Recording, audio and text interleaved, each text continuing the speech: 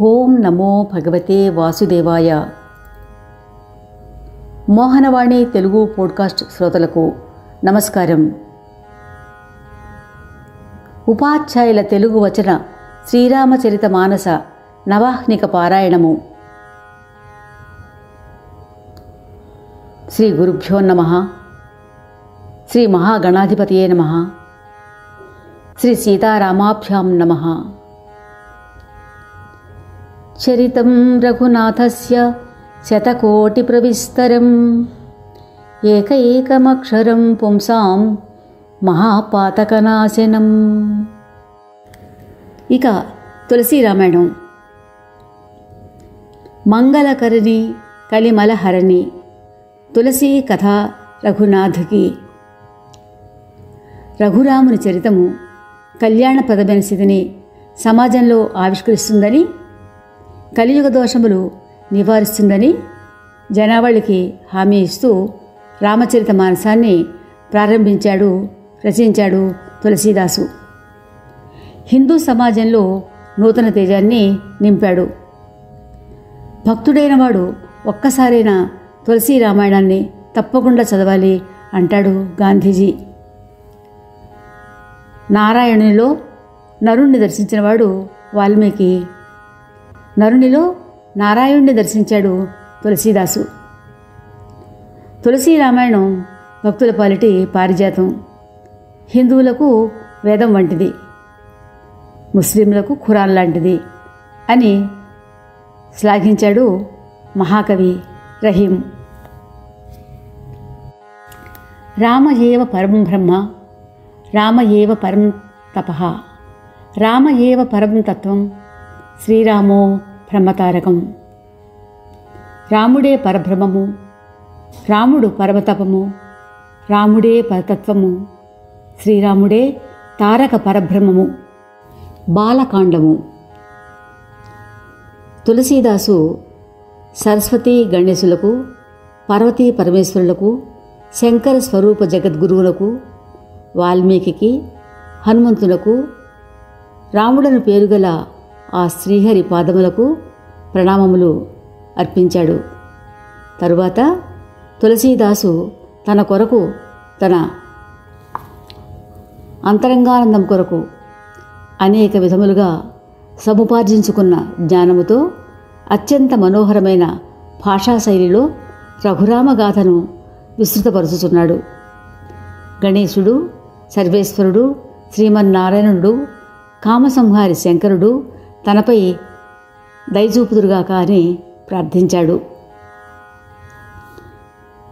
కరుణాసముద్రుడు, మానవ రూపంలో ఉన్న శ్రీహరి అయిన ఆ గురు మహారాజుల వారి చరణకమలములకు, ఈ భూదేవతలైన బ్రాహ్మణోత్తముల చరణములకు వందనము చేశాడు.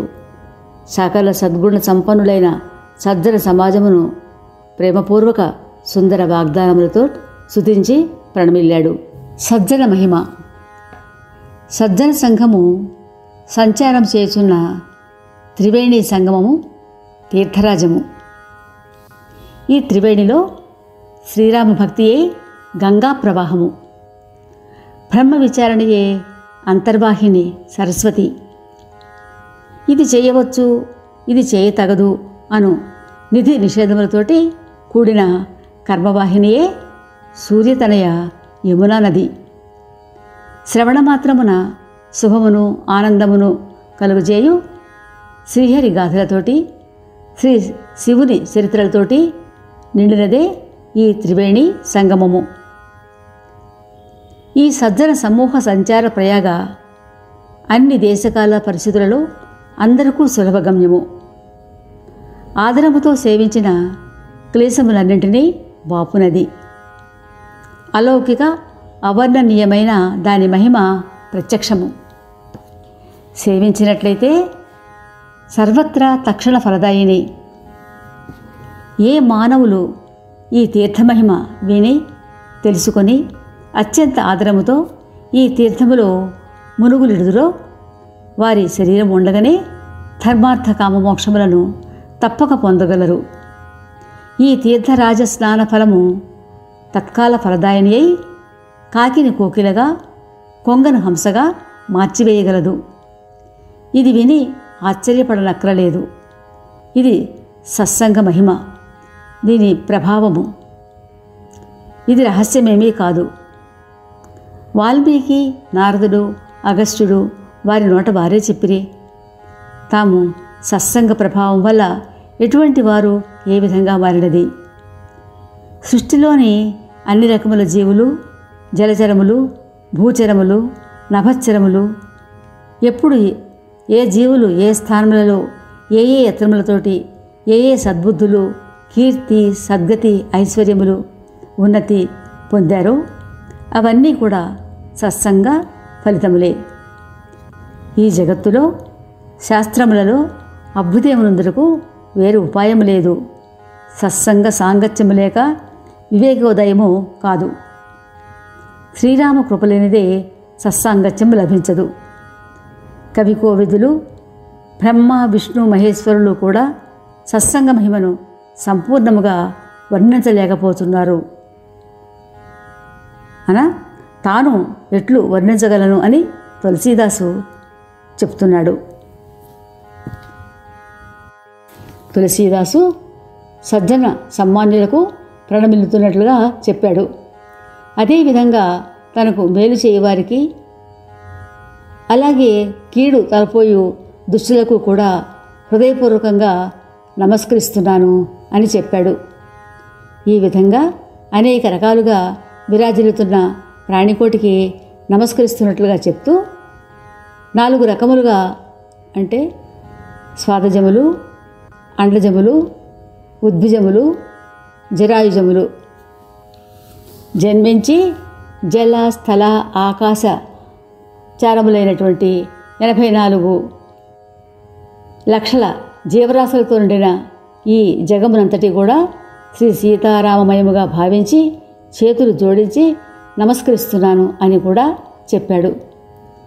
ఈ విధముగా సకల జగత్తులలో గల గొప్ప గొప్ప ప్రభావశీలులు ఉన్నప్పటికీ తాను ఏమీ తెలియని ఒక అతి సామాన్యుడిగా భావిస్తూ తాను రాయబోవు ఈ మహాకావ్యమును పైన చెప్పిన మహానుభావులు తప్పక ఆదరిస్తారని తన విశ్వాసాన్ని కూడా తెలియపరిచాడు.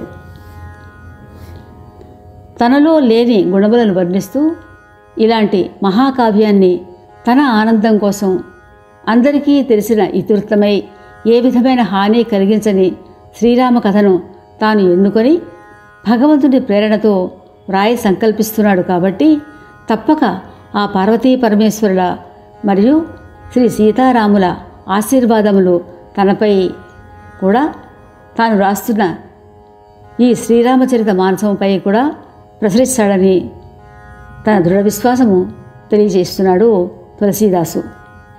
ఇదే విధంగా వాల్మీకి, వ్యాసాది మహామునులు తొలుత శ్రీహరి కీర్తి గానం చేస్తున్నట్లుగా చెప్తూ, సోదరులారా, ఆ మార్గమును అనుసరించుటయే తనకును సులభమని చెప్పాడు. చక్రవర్తులు సుప్రసిద్ధ మహానదులపై సేతువు నిర్మించగా పిపీలకాది అత్యల్ప జీవులు సునాయాసముగా ఆవలిగొడ్డు చేరినట్లు తపోధనుల వర్ణనలు ఆధారం చేసుకొని అవలీలగా నేనును శ్రీరామచంద్రుడి కథాగానము చేయుదును. ఈ విధముగా మనస్సును దిట్టపరుచుకొని రఘువీరుని రమణీయగాథను గానం చేస్తాను. శ్రీ రఘువీరుని విలర్మల యశోగానము చేయుటలో కలలో కూడా అలుపెరుగను. సంసార సముద్రమును దాటించు నావలైన ఆ 4 వేదములకు నేను వందనములు చేస్తున్నాను.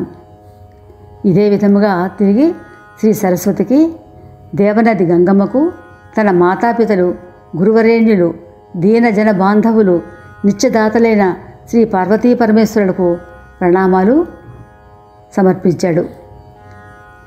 వారు సీతాపతి శ్రీరామచంద్రునికి దాసులు.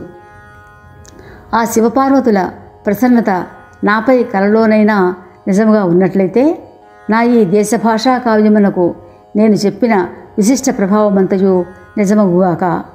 అట్లే అతి పవిత్రమైన అయోధ్యానగరమునకు, కలికల్మషహారి పావన సరయూ నదికి వందనములు సమర్పిస్తున్నాను.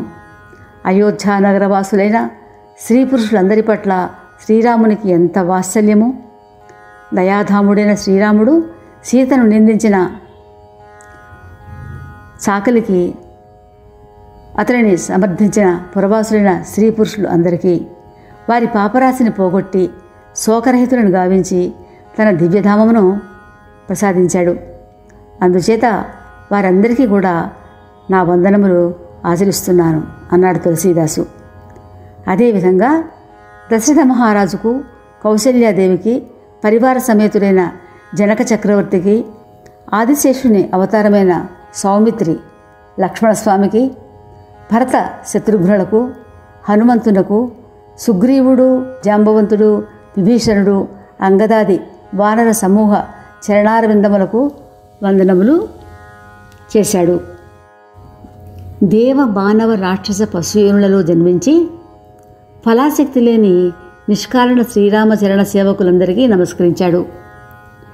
సుఖ, నారద, సనకాది విజ్ఞాన విశారదులు అందరికీ తన శిరస్సును భూమికి తాకించి నమస్కరిస్తున్నట్లుగా చెప్పాడు.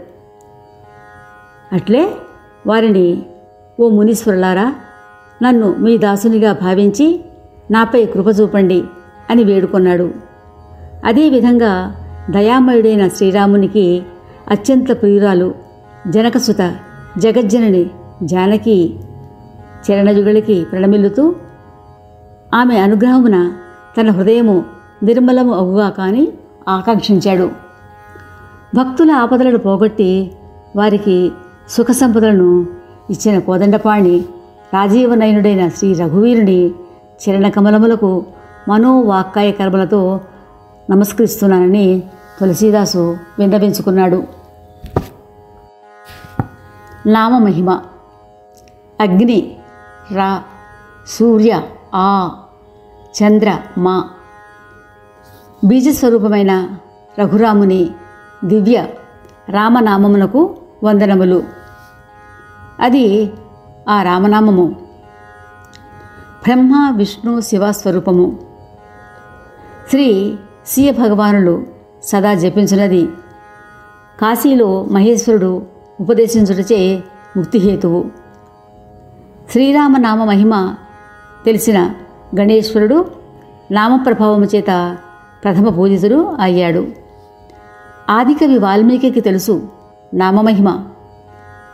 తిరుగవేసి మరా మరా అని జపించి శుద్ధుడయ్యాడు. ఒక్క రామనామము శ్రీ విష్ణు సహస్రనామములతో సమమని శివుడు చెప్పగా విని జగన్మాత పార్వతి తన ప్రియునితో కలిసి సదా జపిస్తూ ఉంటుంది. శ్రీరామనామమునందు పార్వతీదేవికి ప్రీతి కలదని తెలిసిన శంకరుడు సంతసించి పతివ్రతా శిరోమణి పార్వతిని తన అర్ధాంగిగా సగము శరీరము ఇచ్చి సన్మానించాడు. నామమహిమ శివునకు చక్కగా తెలుసును కాబట్టే ఆయనకు గరళము అమృతమైంది. ఇంకా అనేక విధములుగా నామమహిమను విశదపరుస్తూ దృష్టాంతములు చూపిస్తూ సదాశివుడు శతకోటి రామచరిత్రలలోని సారముగా శ్రీ రామనామమును స్వీకరించనని తులసీదాసు చెప్తూ ఉన్నాడు. నామమహిమ వలననే అశుభ వేషధారి అయిన శంకరుడు శుభకరుడై అవినాశి అయ్యాడు.